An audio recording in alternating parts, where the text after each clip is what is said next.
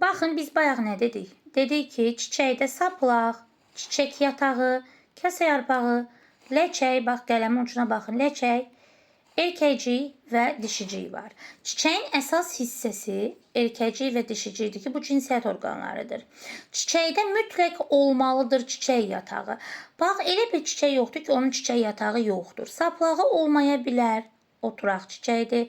Kəsə yarpağı olmaya bilər, ləçəyi olmaya bilər. Məsələn, söyüdün çiçəyi.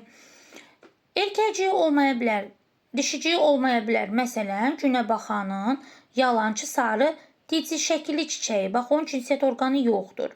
Yəni, olmaya bilər də. Amma bütün hissələr varsa, baxın, saplaq, yataq, kəsə yarpağı, ləçək, erkəcik, dişicik. Topladığım 6 hissələrdir. Bu tam çiçəkdir. Amma tam çiçəkdə 2 yerə ayrıldı axı hökümə müəllimə.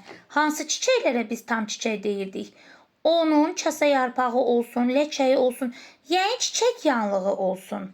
İndi çiçək yanlığında bəzən kəsə yarpağı olmaya bilər. Necə yəni müəllimə? Gəlin burada baxaq. Bax, bu çiçəkdir. Altda olan yaşıl yarpaqcıq kəsə yarpağıdır. Bunlarsa ləçəkdir. Aha, deməli həm kəsə yarpağı var, həm ləçəyi varsa 2 qat yanlıqlı çiçək yanlığı. Çiçək yanlığı bilirsiniz də, kəsə yarpağı ilə ləçəyin cəminə deyilir. Hər ikisi olduğuna görə 2 qat yanlıqlı dedim. Gəlirik buna baxırıq. Bax, məsələn, dağ laləsidir. Zambaqlar fəsiləsinə aid və nərgiz gülü. Bax, buna baxın. Siz burada yaşıl rəngdə kəsə yarpağı görürsünüz. Xeyr, görmürsünüz. Deməli, kəsə yarpağı yoxdur. Deyə bilərsə, ay hökmə müəllimə, bu nədir? Buna baxmayaq. Yəni, bu kəsə yarpağı deyil. Bax, bu, yenə deyirəm, kasacıq və tac çiçəyin vegetativ hissələridir. Yenə deyirəm, bax, bu dağ laləsində kasacıq və tac hissələrə ayrılmır. Bitişik kimidir və biz bunlara yarpaqcıq deyirik. Yəni, zambaqlara aid olan inci çiçəyidir, soğandır, sarımsaqdır, süsəndir, nərgiz gülüdür. Bax, biz bunlarda ləçək anlayışı demirik. Bax, burada 6 görə bilərsiniz, 6 sayda. Amma siz buna yarpaqcıq deyin. O zaman tam çiçəklərdən 2 qat çiçək yanlığına malik olanların hissələri 6 oldu. Saydım, göstərdim də saplaq, yataq, ləçək, kəsə yarpağı və s. Bayaq göstərdim. Sadə yanlığa malik olanların hissələri maksimum 5 oldu. Gəlin baxaq. Saplaq, yataq, yarpaqcıq, toplayanda elədir 3. Saplaq, üstə yataq, üstə yarpaqcıq 3. Bir deməli, dişicik və bir erkəcik 5. Deməli, sizə desələr, sual versələr, tam çiçəklər maksimum neçə hissədən ibarətdir? Maksimum 6. Harda?